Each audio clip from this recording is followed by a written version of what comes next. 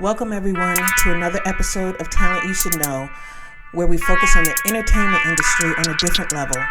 Not only will there be artist and actor interviews of known and unknown talent, but insight into the team behind them that helps them build their brand. Each week, we'll tackle a different person in the industry with talents in their own rights. Sit back, relax, and enjoy the show.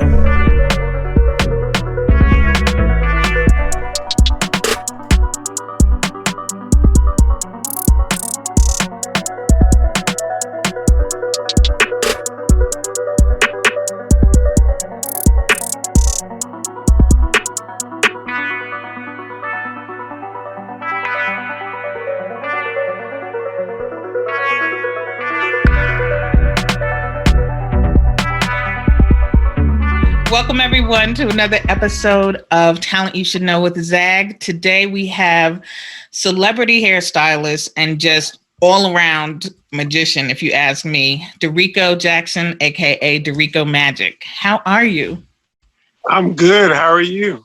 Thanks for that introduction. I mean, it's interesting because, I saw you doing Ty's hair during Morning Mindset, which was wonderful. And then I looked at your page and I was like, oh, and it's not lost on me about what it takes for someone who is in the forefront to get that way, right? The hair doesn't get done by itself. You don't wake up like this, contrary to Beyonce, right? Right. She woke up like that. But, low key women are kind of waking up like that because they get an opportunity to get, their eyelash extensions done, and they take a wig off of the dresser as soon as they roll over and throw it on, and and instantly they're beautiful. I love the world that we live in of beauty because of that. Like it's so many negative things that can be said about, the whole world of wigs and makeup and, this whole theatrical thing that women have going on. But when you look at the big picture, I just look at it as, a wonderment, because it's like, now women feel like they can be able to express themselves as much as they want. So they over-feminize themselves. They have all these extra curves and, extra beautiful aligned faces. And, and they're spending top dollars to get it done. They want to walk around looking like Barbie dolls up for it. It's like to me, it's like a movement. Yeah. You know what I'm saying? Yeah. It's kind of cool. I'm enjoying it. And it's been so many years where women have been walking around looking a mess. So, now they're putting forth a little effort. It might be a little extreme, but I'm not mad at it at all because people are like gorgeous. One of the people who I love who just is really fearless with their fashion and their hair and everything is Cardi B. Like her Rolling Stone cover with 6 wigs on her hair and just... I'm going to tell you something. The people that do Cardi B, my hat goes off to them because I'm so inspired every time I see her. She's amazing. She's beautiful. And just the fact that she has the persona and the look to be able to pull off some of that stuff, some of the animation in her looks, pink hair and she's doing it in a high fashion.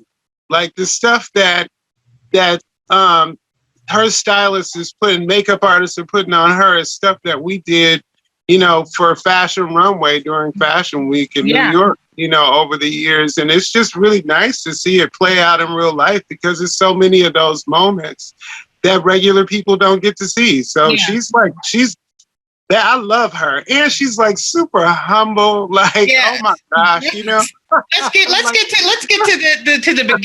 to DaRico. So let's start from the beginning in St. Louis, right?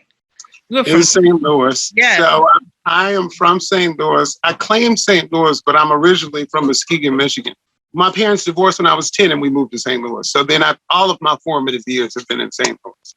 But I've been doing hair my whole life. You know, like I can't remember a time where I wasn't. I remember the days of being 7 or 8 years old, and I would go to my Aunt Pearl is what I called her, which was my godmother. It's my grandmother's best friend, and she had girls. And so they had dolls, and I just looked so forward to going over there because it was the only opportunity for me to play with dolls because they were always around. I have sisters, but I didn't grow up with them. I'm my mother's only child, and I have 5 brothers and 3 sisters. Wow. But I wasn't around them. So, you know, the girls that I had an opportunity to be around, I was excited because otherwise it was boys. I have boy cousins. You know, my dad has 5 brothers. I have 5 brothers. You know what I'm saying? Yeah. So just boys everywhere. And I would get them, and sometimes they would let me bring them home, and my dad would be pissed about me playing with dolls. Yeah. But my mother, praise God for her, would just be like, listen, he's not playing with those dolls. He hasn't done one tea party. He's combing their hair. She's like, watch him. You know, she'd be like, watch him, AZ. You know, my dad's name is Arthur Zachary.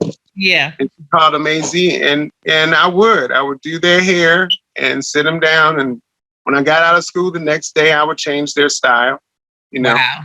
And as I got a little older, I would do my family's hair. You know, my cousin San especially, she was like my guinea pig. You know, like anything that I saw in the magazines that I wanted to try, she would let me do it on her hair. And she always got compliments. But this was really funny. I would beg them, her and my cousin Faith, not to tell people that I did their hair because, you know, I didn't want anybody to think I was gay. You know what I'm saying? Like, yeah. Like there's such a stigma that goes along with being a hairdresser. I mean, I am gay. But then I wasn't, and I wasn't sure what I was. I was a kid, you know? And so I would beg them because, you know, I was constantly teased about being a sissy, you know? So that just kind of added to the madness. And even though I loved combing their hair so much, it gave me so much gratification, I was embarrassed by it, you know? But as I got older, even all the way through high school, and by then I was bomb. You know, like literally charging people. I had my little clientele on the low, you know what I'm saying? Making my little money. I worked at an ice cream parlor in high school. And it wasn't actually until I pretty much had the nerve, you know, to go to beauty school. Yeah. While I was in college and, you know, to just do it and just really, honestly, it probably gave me the strength and, you know, and the courage to come out because it kind of was one of those things that kind of went hand in hand in my life. I became a hairdresser the same year. I became a licensed hairdresser the same year I came out. So, wow. And I thought that was interesting, something you said about, you know, I went to college because my parents wanted me to go to college, but you said, you know, you always wanted to do hair. And then you go to the Academy of Scientific Hair Design and the National Academy of Beauty. And I mean, you just, you know, take it by storm and really like invest in your craft, you know? And that's... I think that came from me really knowing what I wanted to do. Yeah. You know, even though I went to college and those were things that I thought I wanted to do, I really knew I wanted to do hair. But, you know, I mean, I'm from the old school where they tell you that doing hair is a side job. Even my dad said, you know, I'm like, how is it a side job? You know, it's a real job. Like, I'm making money from this. This is... But I believe that. You know, I believe in the American way. I'm not a part of the this new generation of kids who become millionaires by having a computer in front of them, being influencers. You know, like literally it was a standard that was set by our parents, you know, who were school teachers and who worked at factories and who were nurses and, you know, doctors and who worked at the post office. You know, who gave us middle class lives. It was like, oh, what else are you going to do? You know, hair just certainly wasn't one of those things. Right. Yeah. And I'm going to tell you what's funny. I really believe, I believe that too. So I worked in my job in management, retail management. Yeah. And I pledged myself to Saturday, you know, So I would work my regular job during the week and work in the salon on Saturdays. That was the plan that I had. Yeah. Literally the first day that I worked in the salon, that first Saturday, I made like $400. This is like 1991. It was my first day doing hair in a salon. Which is like and I was like, now. I'm quitting my job. But literally, I gave my 30 days that day on the first day. So that whole plan of me, this being a side job went out of the door because I instantly realized that, this is a really lucrative situation and I can, really have a great life doing hair. So how did you, or who came up with DaRico Magic? Like, how did that come about? I don't know. I think because when people see me work, it's kind of magical. Listen. And I know a lot of the things that I used to do for stage work were really kind of like really forthgoing for the time, and so they would call me a magician. And so then I came up with DaRico Magic. Yeah. And I've just rolled with it. And it's funny because now I feel like I have to live up to it. So it kind of keeps me going. It's my good luck charm. It's the thing that I look at and say, hey, you gotta reach a little further and stretch a little, I've been licensed for 30 years at this point. So it just makes it's my inspiration, DaRico Magic. Yeah. Mm-hmm. So you took a leap of faith, right? You moved to LA. And so, for people who are going to go in this path and do things like that, what do you recommend for those who want to do what you do? Like just go to LA and start off and build this career?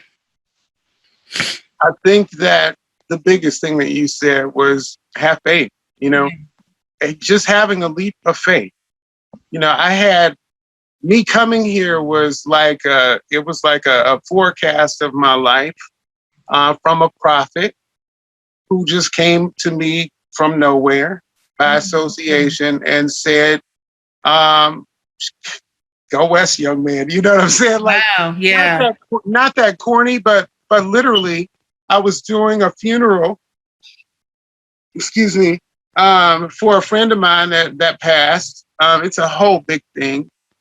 And while I was there doing it, one of her clients came in there to pay homage because she wasn't able to go to the funeral. And I happened to be in the middle of doing this woman's hair while she was laying in a casket. And this woman, out of nowhere, gave a reason why she was there. I let her pay her respects to Brisha. And then as she was leaving, she turns around to me and says, do you believe in God? And I'm like, yes, I believe in God, of course. And she says, I know, that's why I'm here. And basically she gave me this rundown that felt like a map of what I was supposed to do to lead me here to Los Angeles. And she told me a lot of things, but the big thing that she told me was that I was going to have faith because the Lord knew my heart and knew that I wanted to be in Los Angeles and that he was here to fulfill, my every heart's desire, because I've been faithful and good to him. And so literally, I listened to her and I don't want to hold us up with all of that, but it's like a long story. And she told me what to do. And I went home and put my house on the market the next day because I owned a home at the time. Wow. I was about 31 years old. And I made a promise based on, a few occurrences. I came here for a visit and went for a tour at Elgin Charles Salon. Now, this is like months after this woman told me this. Uh-huh. Went on a tour of the salon. The tour turned into an interview. And before I knew it, I was back in St. Louis and had Elgin calling me, inviting me to come work in his salon. Come on. I was like, but I wasn't interviewing. So literally I sacrificed my salon and my home and stepped out on faith and came out of here and never looked back. I made a promise and kept the promise, and God kept his promise. Yeah. And what I like is that, with all of your success in this story and just, taken this leap of faith and things kind of falling into place for you as well, you still give back, and you educate and, and things like that. And so then it just comes back to you as well, I believe in that. I try to help people as much as I can. I think that that's lost in our industry with social media and all of that. It's created a divide in the beauty industry where people feel like they're so in competition with one another. They want to have a better post than the next person. They want to make money from their post. They want to have all these followers. They want to do this. And all it is really a comparison of each other that's just creating a divide. So what I've self-appointed myself, and people who pay attention know, and those that are involved in my life knows as well. I give back, like people need jobs. If I have an opportunity, if I have too many jobs, or if there's a budget for an assistant, I hire my friends, people who come and assist me and help me. I try to give back as many opportunities as I can. A lot of the big name hairdressers today, prior to them getting there, they would call and ask for, well, what do you charge for this? And how do you charge for that? And I just booked this, and what should I do for this? And, and I try to give them as much information and try to share as much knowledge as I can so that I can help them grow. Because I'm going to tell you, when I came out here, we didn't have social media, and it was hard. Like I came in on the tail of the people like Trey Majors, who was doing Aaliyah at the time.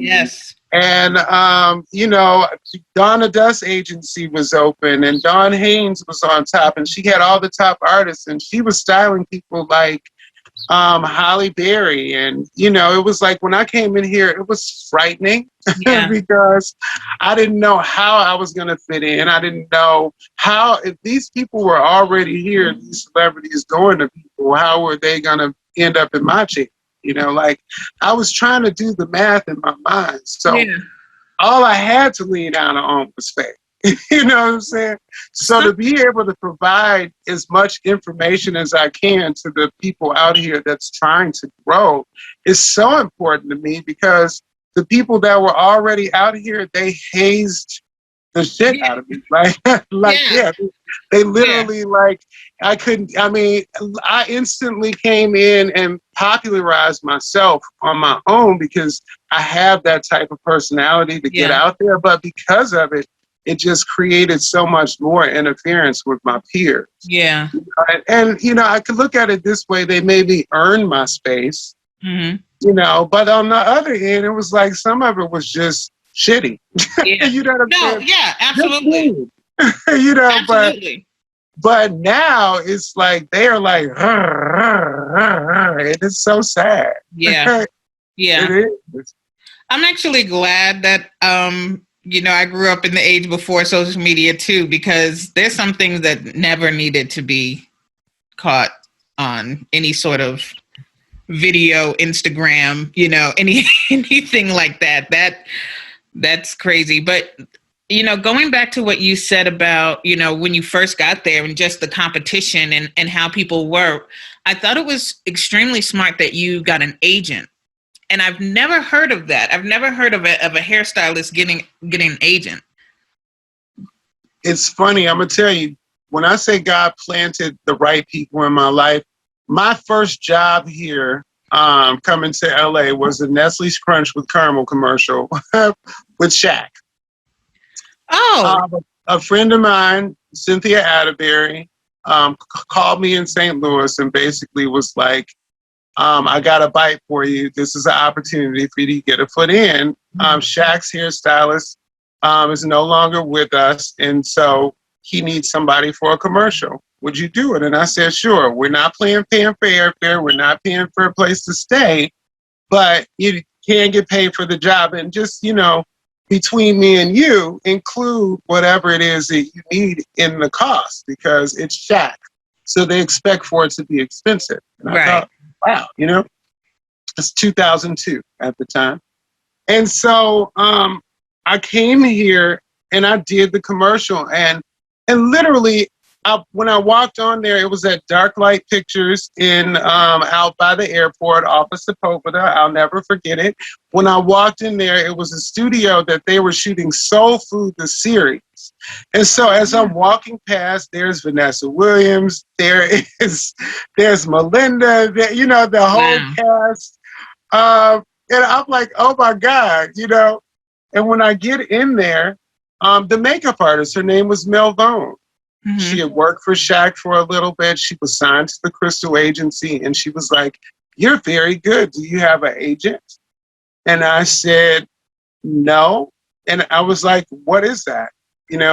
And she was like, "An agent, somebody to represent you for work and this and that." And I'm like, "Well, can she do it from long distance? Because I live in St. Louis." Right. And she was like, "Well, you could talk to her." So I kept her information, Crystal Wright at the Crystal Agency. Mm-hmm. And so when I literally moved here the next year. And so when I moved here, not even a year later, it was like, that was November. I moved here in February of the next year. I called up Crystal. And it's so funny because Crystal is very tough. And I think at the time, nobody really liked her. Yeah. I was hearing all these bad things, but they all equated up to them really doing their part, And I think that people have this idea that an agent is supposed to do everything, but really it's a marriage, because it's your talent that draws people. So naturally, it's going to take you being out there to hustle, just like it takes the agent to be out there to hustle or even to negotiate the deal. Right. So you both equally have to work as hard. And I think that that's where Crystal and I got along. And I remember her coming in, and I was green. I had just come from St. Louis, but I did my research because I knew people, in higher places, because I had the opportunity to do people in my town. And this is great advice to people that might be in small towns that's trying to get here. What I realized is, out of instinct, I was building a background for myself without even knowing what to do. Yeah. So like I had friends in college to be photographers, and I had friends who were fashion designers in St. Louis, and I had friends who were in makeup school. Yeah. But I was able to put that together to create photos for myself. And so we would have photo shoots in St. Louis. And I was able to build some type of a portfolio. It wasn't like the people out here in LA, but it was enough for me to gain the respect of Crystal. And that's exactly what she said. When she came, I remember calling her. She loved Mel Vone. It was Mel Vone recommended me. She came over to Elgin's. I had only been here in LA for 6 months. Yeah. And she walked in, and I had my book prepared, and in a nice binder, and I gave it to her, and she looked through it, and she didn't say anything but thank you, and she left. And she called me. That was a Friday or Saturday afternoon, and she called me on Monday. And she says, "I'm going to tell you something." She says, "There's something to be said about a person that puts forth effort." Yeah. And she says, "It wasn't the greatest portfolio. I'm going to be very honest." She says, "But it only takes one picture to sell your work." Yeah. And she told me about how she got started in the industry with Nico, the artist who made Halle Berry popular with the little flippy hair. Oh, yes. In the 90s, who was a very good friend of mine because of, obviously, I came and worked for the same agency that he was, but she said she worked for Xerox at the time.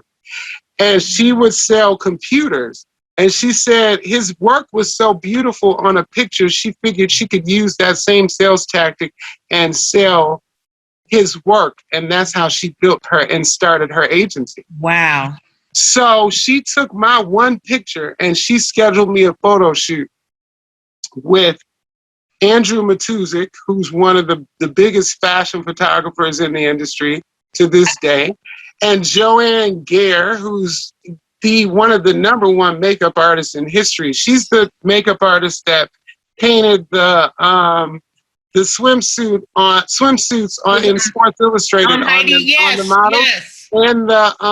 And she airbrushed the tuxedo on Demi Moore for the cover of, I think, Harper's Bazaar, one of those Vogue. Yeah.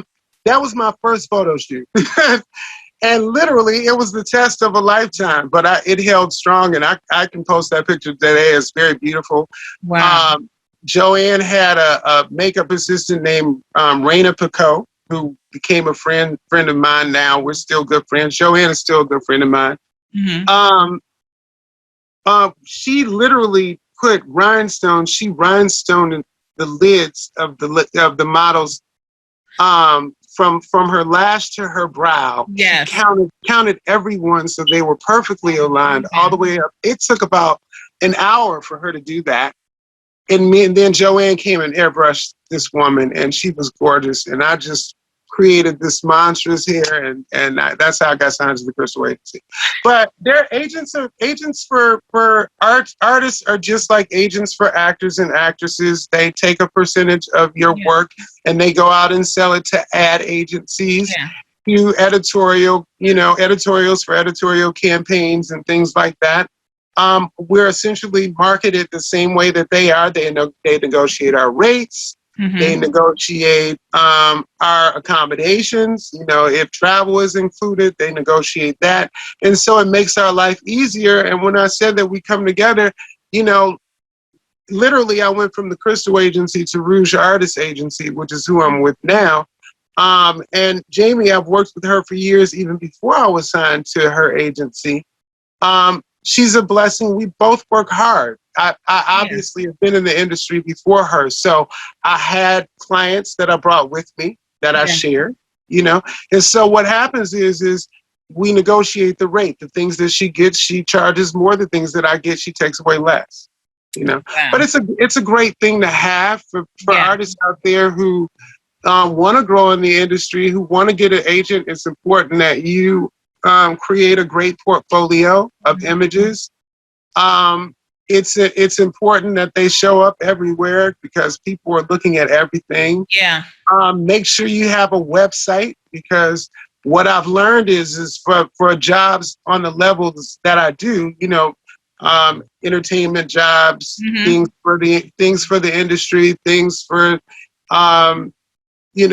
for higher end ad campaigns and stuff like that. Those companies are major corporations, and they look to see how well you conduct business. So they look at you not having a website as not conducting business. So a lot of the artists out there use their Instagram sites as websites, or their social media sites as websites. Nobody in the big world. I've even wanted to recommend a few of my peers on some great, commercial campaigns and stuff like that paid good money because I couldn't. They didn't have a website. Yeah. And so they didn't even get considered for the job. So, that's important. And I want to talk about, kind of what you said, just about, showing your work and it being seen. And I, I'm sure you've heard about this. They wrote an article that Tiana Paris's her 2015 Emmy look.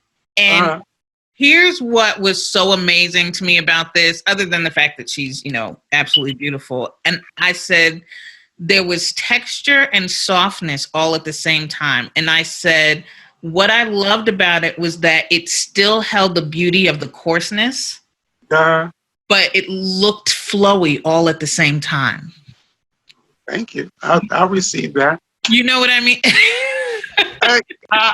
It's so funny because everything that you said, it was very important to me. She picked that dress, which was a very, Hollywood glamour type of look, 1940s or something like that, maybe 50s. Probably 50s dead on with the polka dots and the flow.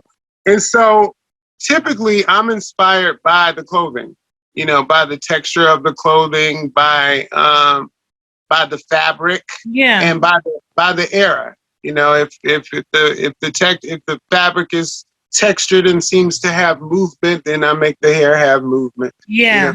If the fabric is shiny and sleek, then I'm gonna make the hair shiny and sleek.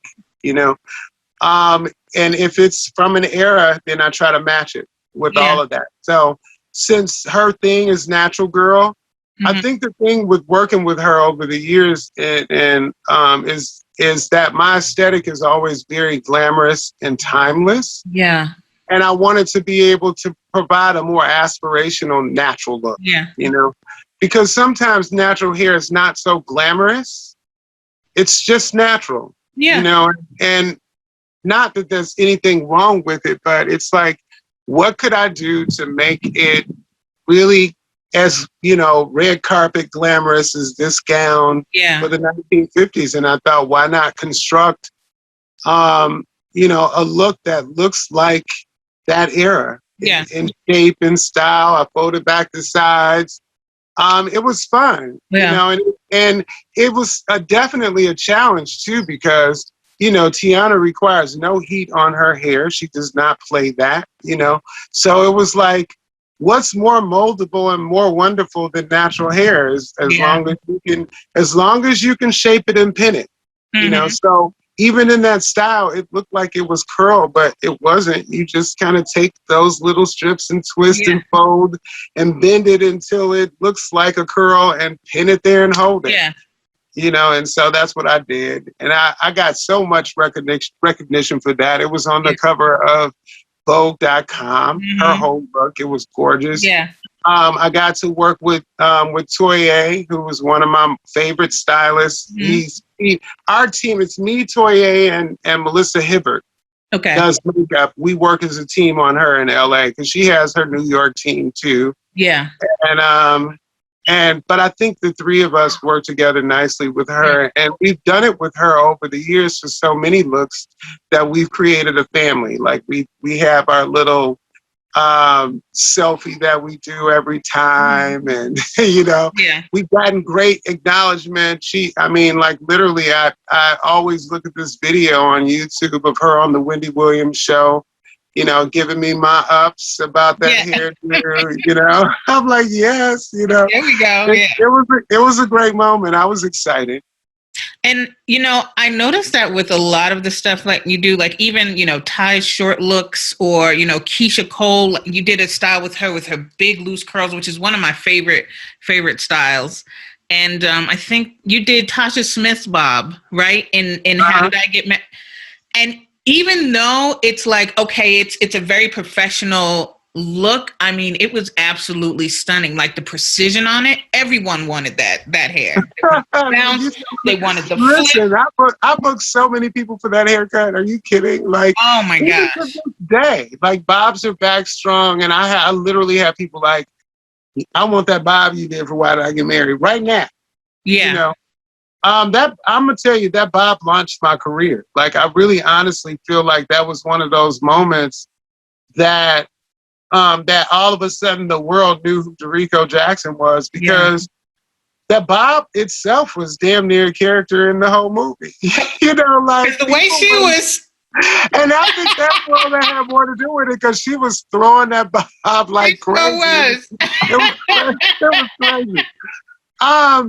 It was fun. It was the launch of both of our careers. I'm very grateful to Tasha for a lot of things in my life. She's one of my best friends. Our careers literally grew together. And it started with that. I got her by default because one of my coworkers got pregnant several times in a row and decided to leave doing hair basically and become a housewife and have a wonderful life. Yes. You know what I'm saying? And so Tasha was looking for somebody and came and asked me by name. It's so funny because I remember her sitting under the dryer when she was going to that stylist, and I was cutting a bob on my client Shay. And I could hear Tasha on the phone because she's loud. I don't even think she realizes she's as loud, but she was under the dryer and she was going, girl, it's this guy in here. I ain't never seen him before, girl. Over here, I'm at Elgin. And she was like, well, he is cutting the shit out of this bob, girl. Listen, this chick is upside down. And I mean, I literally heard her and I put Shay on her knees and turned her around and did the whole beat all set. There you go. like I put on a show, and I could hear her telling the girl, he didn't put her on the knees. She'd have got this bitch is upside down, honey. And girl, if you looking for a stylist, you should try him. I know I go to Tanya, but if I wasn't going to her, then I would be going to him. The minute that she was pregnant and gone, Tasha came and sought me out. Yeah. And I think right after that, she got booked for Why Did I Get Married? And she was like, I want you to help me with this look. And I had a coworker. I worked at Tracy's salon then. So it was probably a few years, maybe 3 years after that. Tracy Johnson. Tracy Johnson was known for those little short pixies that she did on Nia Long. And that's right. Yeah. She used to do Mickey Howard and Wendy Raquel, and she was one of my idols back in the day, like Elgin. So what I did was I went and found these people. So after Elgin, I sought her out, and I wanted to work with her because these are the people that I saw in the magazine. I didn't have social media. So while I was working there, I had a coworker named Antoinette. And Antoinette was like my little Barbie doll because she was beautiful, you know. I think every boy stylist has one in the salon that you always, create looks for and stuff like that. And I given Antoinette a bob, and back then hot roots were in, kind of like what Billie Eilish, like those kind of highlights. Yeah, like Billie Eilish with the black. So I had given Antoinette a black bob. It was one length bob with pink hot roots and bangs. And it was gorgeous. And Tasha was like, that's what I want. My character is a hairstylist, Rico, so I want to be Antoinette. And she was like, not the hot roots though. That might be a lot for Tyler. And I was like, okay. And so we came in one Sunday, did that bob, and off she went. And it's so funny because in those days I wasn't in the union. And so I really couldn't go on set. So I created that look outside of set. And she, from my understanding, was like, I don't want nobody else touching it. Yeah. So literally, the hairstylist at the time, Charles Gregory, rest in heaven. He died over the COVID. He died of COVID. He actually did the hair for Billie Holiday. At the end of the movie, I noticed they dedicated to him. So he must have been working on it or just ended it just before he died because he was on Facebook, showed up on Facebook and was telling people, COVID is real, y'all.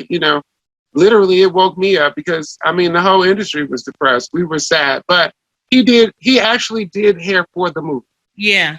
He was actually on set. I wasn't on set, but I created the look. Yeah. But that look, every time Tasha would have an interview about that movie, they talked about that hair, and she would say DaRico Jackson. So here I am showing up on magazine covers. Here I am in articles and just all on it was overwhelming, and I think that was the thrust forward of DaRico Magic. That's when people were like, "Oh, that's that dude." Yeah. And one thing that you said in an article, you said the hairstyle of each character has in the film adds to the authenticity of that character. And I think that you really, stay true to that because you not just work with and observe the character, but you work with the makeup artist, you work with the wardrobe stylist and that kind of stuff to create a look that's cohesive, but it's also, memorable. And then I know that you were in an article and they were talking about, color trends too. And, this year's it's being pink, right? Mm-hmm. And I think a few years ago it was like gray or silver or something like that. Why is that a thing? Can you tell me why are, hair color trends a thing, It's so funny because I really don't know why it's a thing. I personally think that it has a lot to do with the fact that people were at home to their own devices and they knew that they weren't going to be seen. I think that the pandemic just really kind of changed the way that we think about everything. Yeah. Even about work. I know a lot of people's jobs are now going to be at home because companies realize they can save a lot of money by leaving people at home and that they can work efficiently. I think the same thing happened with beauty. You know, nobody was able to go to the salon. Nobody was able to do anything. And people start doing things, you know, they let gray come out. Yeah. You know, now the trend, ladies are not only letting their gray grow out, but they're having their hair enhanced to be gray. Mm-hmm. You know, gray seems to be the new blonde, you know, and then from that, it's so many things you can do with this white platform of hair. You know, you might roll this hair, you know, gray or white or silver, but you can literally take a rinse and put it on there and you got temporary hair color and nobody worried about it because you didn't have to be seen. Right.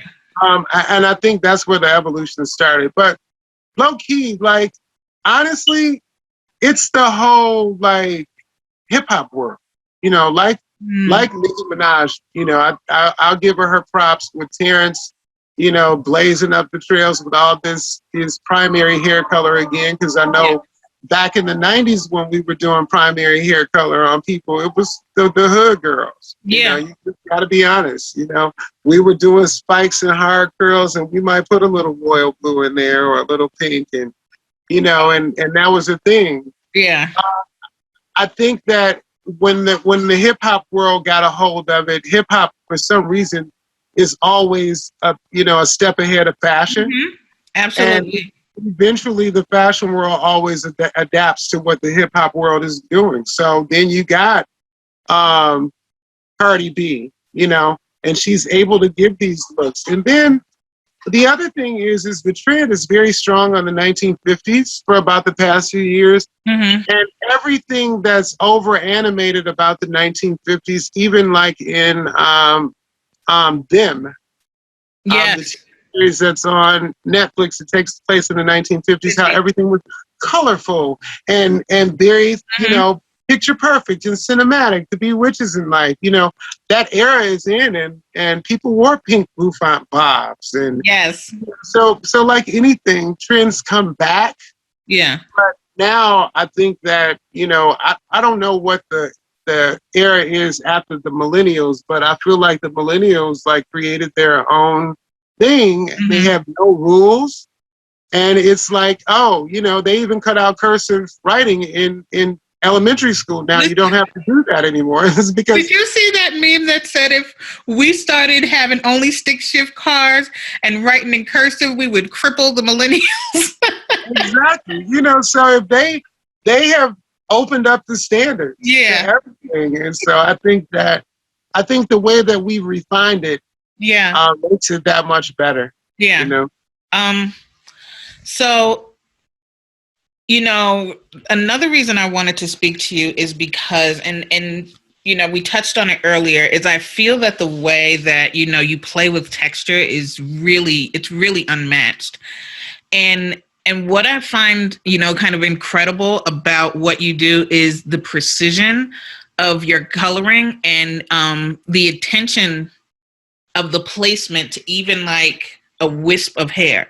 Your editorial work, it's some of my favorite work of yours. Like at least twice a week, I'm just going to your website, just scrolling down or looking at, you know, just because you understand the vision so well, and you know whether it's ethereal or even edgy, you know.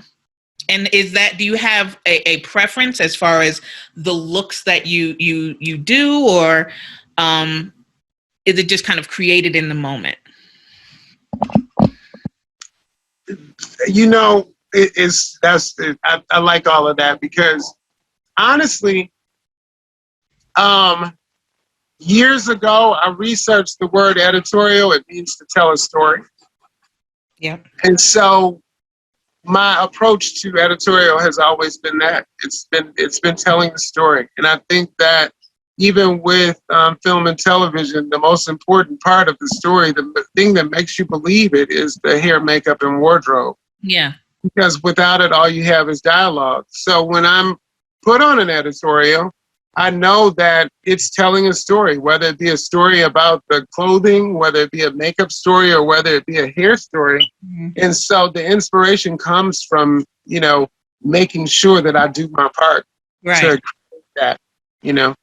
I.e., if it's 1950s clothing and makeup, then I got to bring on the 1950s hair, you Yeah. know. If it's a hair story, and I'm in charge of that. So now I have to decide on what the story is going to be based on what the producer wants. So if the hair story is a story about hair of the ages, and there are 5 models that represent one each year, 1950s, 60s, 70s, 80s, and 90s. Yeah. There's the outline of the story right there for me to tell Yeah. that through hair. And so since it's a hair story, that means it gives me the opportunity to over dramatize that idea Yeah. for each era. And that means that the people involved have to follow me. The makeup has to match the hair now. Yeah. The clothing has to match the hair now. Yes. So you have your different places in telling that story. But Yeah. I think learning the meaning of editorial made me understand how to really hone in and make it work for me. Yeah. And so literally when people ask me what I specialize in, I typically say that I don't specialize in anything but everything, because I don't want to be limited. Right. Because I realize that if you don't have a creative mind, you're only going after what you look for. And if you are a corporation that's looking for a colorist, Yeah. then that's the only time that you're going to look for me, because I'm a colorist. You know what I'm saying? Exactly. So but I do say that I'm an editorial specialist, because I really do take pride in creating a beautiful picture. And I don't want it to just be, lifeless. I want it to have a lifeline to last forever. And so my style is very classic. Mm-hmm. And very, like, literally I can take a picture, and I have recently, because you run out of content trying to keep up with this social media thing, because everything that I understand and learn online about social media is that you have to post 8 times a day, and Can you one every hour. I'm so bad with that. I've been blessed to work so many years. Yeah. And even more blessed to have a talent that creates images that are timeless. Like, I can post stuff that I posted some pictures of Tasha from 2003 or 4. Mm-hmm. And people were like, "Oh, yeah, it's Tasha." Thank God she looks exactly the same. But the work, you know what I'm saying? But the work, it looks like I did it yesterday. Even your color work, you posted something and it was like 40 different colors, but they all looked pastel and they all blended in. And then you had another one with a boat in it that took me down to Atlanta hair shows, with the boat in it and the blue wig. And I was like, oh, ATL, yes. I do that. It's so funny. A friend of mine is doing a TV show, and they needed a scene that he was creating. He's a set designer that he was creating that looked like a hair show. Yeah. The scene in the show was a hair show, and he was like, "Can you help me do these wigs?" And I said, "Sure." And I had so much fun doing that, and that was literally in my living room. It was so fun. But I thought about that because I've done the Atlanta hair shows a lot. I think my biggest attention as a hairdresser has been from the Atlanta hairdressers. Yeah. Because I was on the stage with Mazzani for 8 or 9 years. I was going to bring that up. When they came out, they changed I was in high school when Mazzani came out, and my girl's hair looked like a straight wig. It was just beautiful. Yeah, just being on that stage and having that experience. Yeah. And it was just great. I love doing that, but I never got a chance to do the competition hair that would provide like the boat hair that I did. Yeah. So it was really fun having an opportunity to just kind of, create. I've always been afraid of competition. Yeah. That's why I jumped to the education side. I hate losing.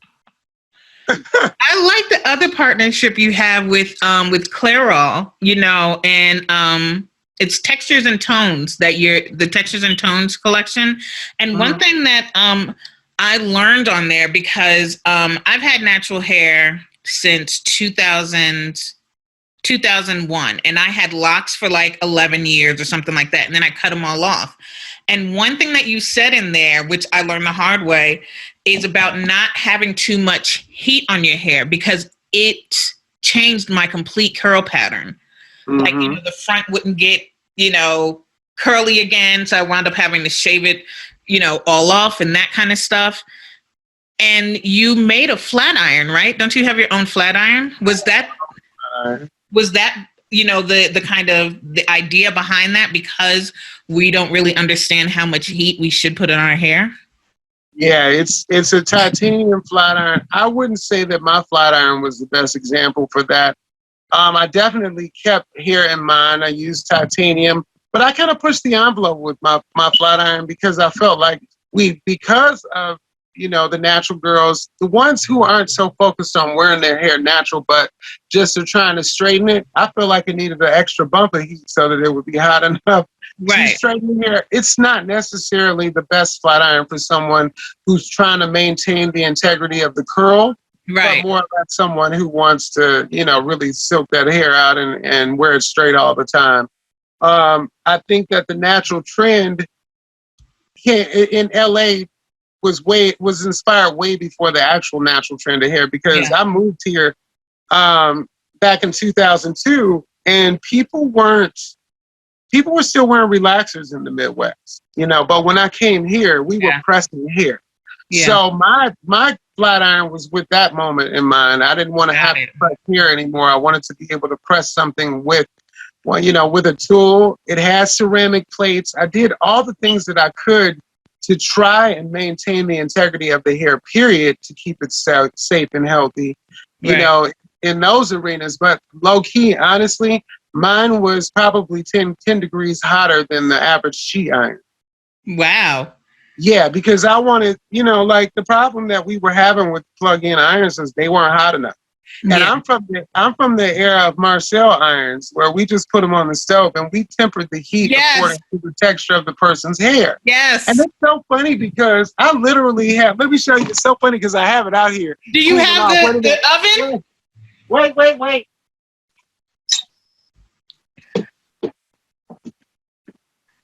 I know that oven with the hot, with everything. I'm gonna tell you, the millennials used to like stove shame me. I would show up on set with this, and they'd be like, you know, turning up their nose. Yeah. But ever since these sisters been wearing these wigs and these weaves with a pound of hair in there, they realized that you gotta have some heat to be able to zap through that fast. Yeah. I was on a set recently, a Manny Haley film. I came and filled in for a couple of days because he's a friend of mine. They needed somebody. And literally, I looked and I'm like, wait a minute, is that a stove? Like, what? The department head had a stove. And I was like, oh, girl, you ain't said nothing but a word because I'm pulling my shit back out. I went and ordered me one on Amazon. Yes. And it's nothing like it. And I'm going to tell you something, too. Sending electricity through your hair is not good. That's why people have more split ends than they used to. Yeah. Back when we were using iron, cast iron infuses iron into the hair and it makes it stronger as long as you don't burn it.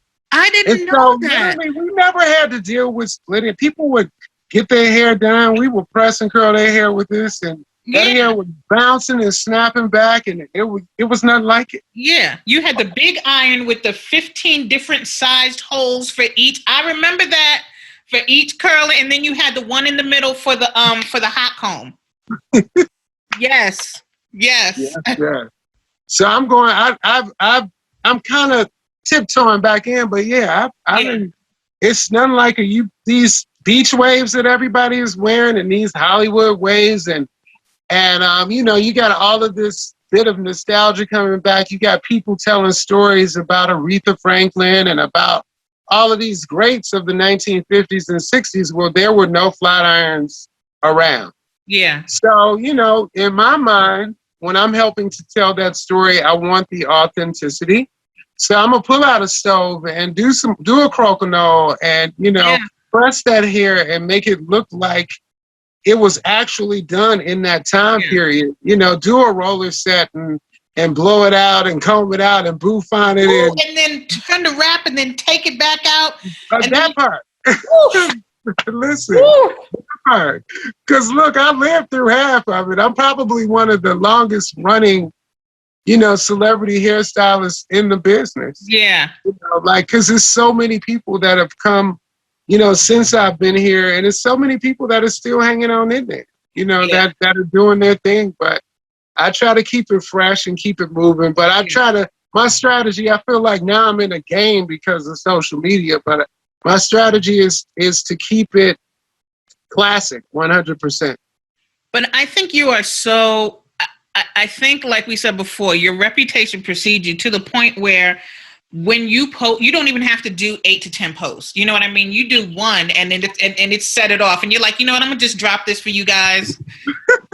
And then I'll get back to you next week because, it's so quality. Thank you. I honestly, literally, I have since September. So in Clairol, we have, things that we have to do and responsibilities. And a lot of those is like classes, Yeah. And one of them that we've had recently is the social media classes, upping your appearance on social media, because with pandemic, we've had to do a lot of classes online. We can't get together and things like that. And so one of the things that we've been learning and how to build your presence online is literally posting pictures, like having, as much content as possible. And so honestly, I have really been trying. I have. And that is, I'm trying. And I know that one thing I love, I'll say this about my page or whatever, my supporters, everything is organic. This isn't because I post 40 pictures. I get one here and one there. And I appreciate that because the platform is not, maybe it should be to make money, but it isn't. It really is because I everyone I interview, I'm so I'm a fan of and I'm in awe of. And I'm like, are you guys too? Because I'm having this conversation, listen in. So, whether I have, 5 followers or supporters or I have, 5 million, I'm happy. Right. Yeah. I really admire that. And I love that because even myself, I used to have the DaRico Jackson Hair for Media workshops, and I toured them around the U.S. And it's so funny because, it did well. But of course, when I went home to St. Louis, I literally had maybe 4 people in that class. Wow. But it was just so important for me to get the message out. And I could have canceled the class, but I just felt like it gave me an opportunity to give those 4 people so much more. Yeah. Because normally my classes would be 30 people and then, I don't have the time to give the one-on-one attention, but I'm going to tell you, it's just something to just really go for what it is that you're trying to do and living through your own movement, regardless of what type of support you have. Because if you touch one person or anybody, you touch yourself, and the gratification that you get from being able to share is just far more important. Yeah. Are there any sacrifices that you've made that you don't regret?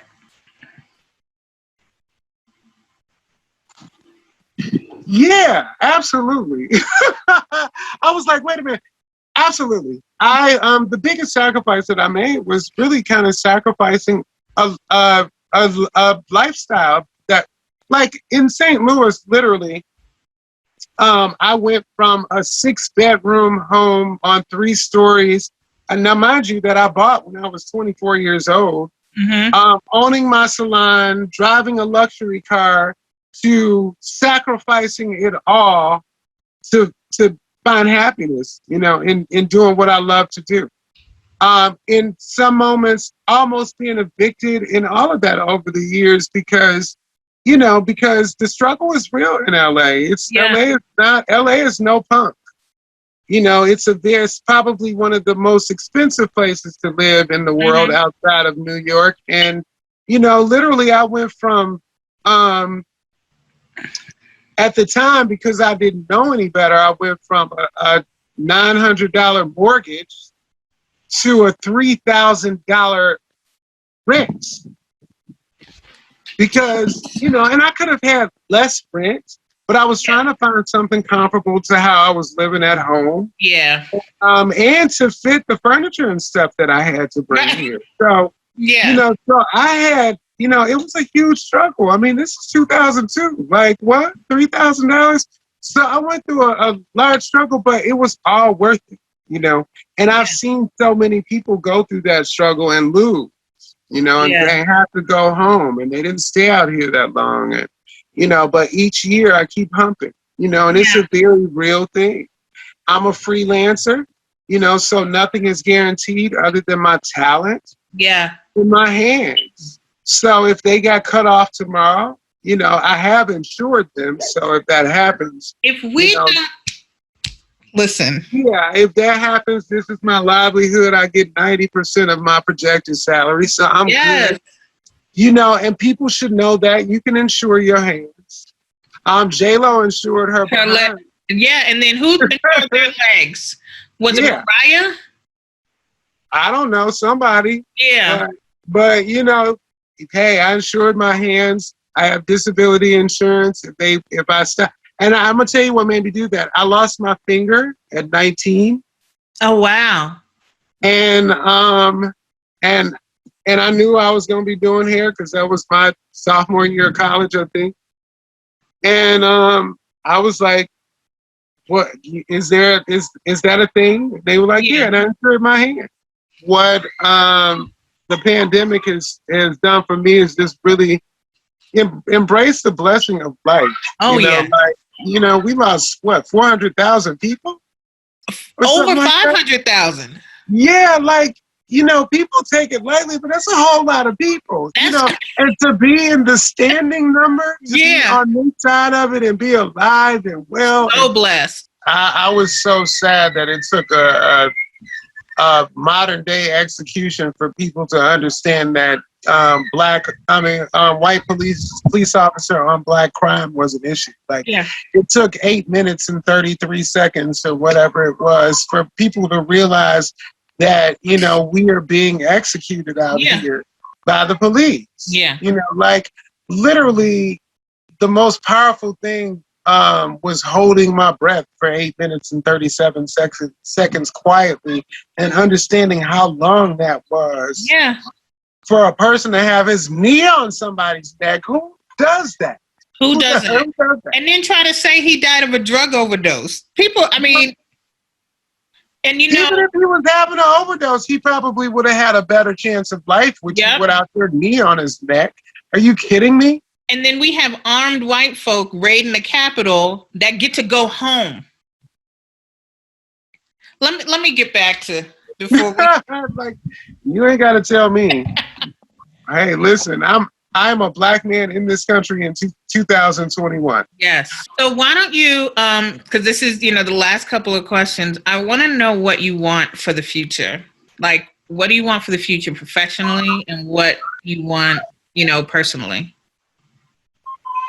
What I want for the future, personally and professionally, they kind of go hand in hand. Yeah.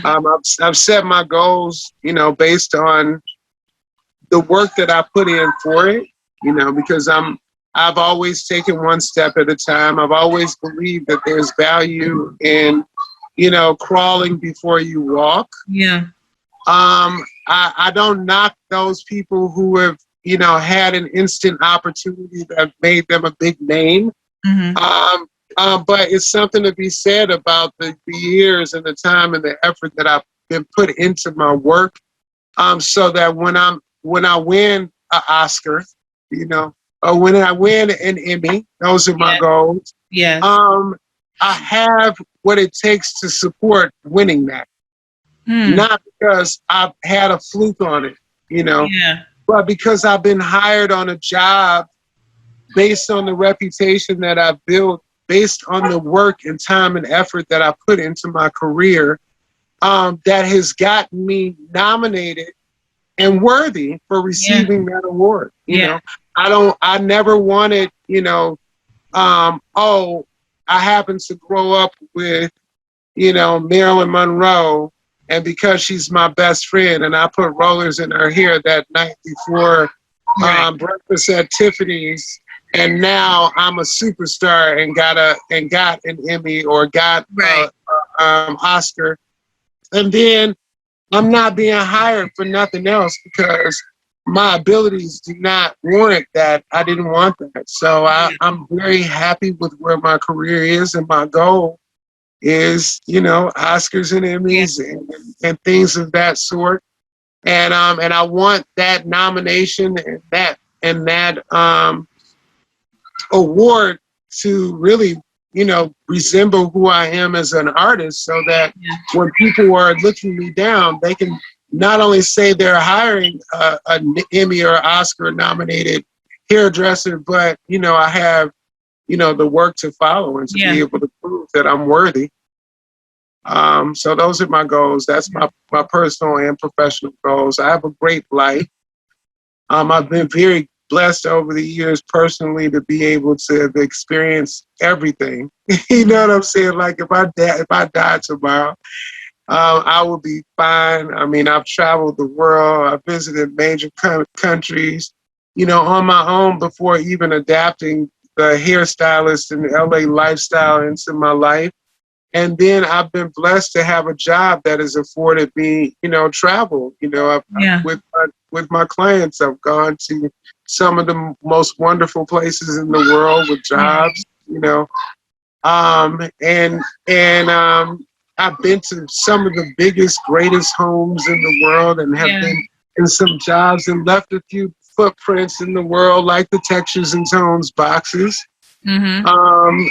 The 10 new ones that are on the shelves of my work. It hadn't been done in 10 years, so I can look forward to smiling when I walk down the aisles of the grocery store, seeing tidbits and pieces of me. I can look at videos that were life-changing videos, like Black is King. Every time I look at Disney and watch that video and know that I was a department head on a leg of that and was able to see my work perform in that, is very inspiring to my life. It's those things and those moments that humbly keep me going forward and makes me understand my place in this industry. Mm-hmm. I think that a lot of the opportunities that I have that people see every single day and don't even know is more fulfilling to me as a kiki in the background. Because I know that, whether you like me or not, or whether you like my work or not, you enjoy it. Just by breathing, because I exist, whether you know it or not. So I have had a very gratifying life. I look forward to the next, what do I have, about 50 years, 65 years, because I've willed myself to 115 years of life. There we go. And the only thing I can say is look forward to what's to come. I am writing a book right now. My goal is July, which is my birthday, to try and release and have it published.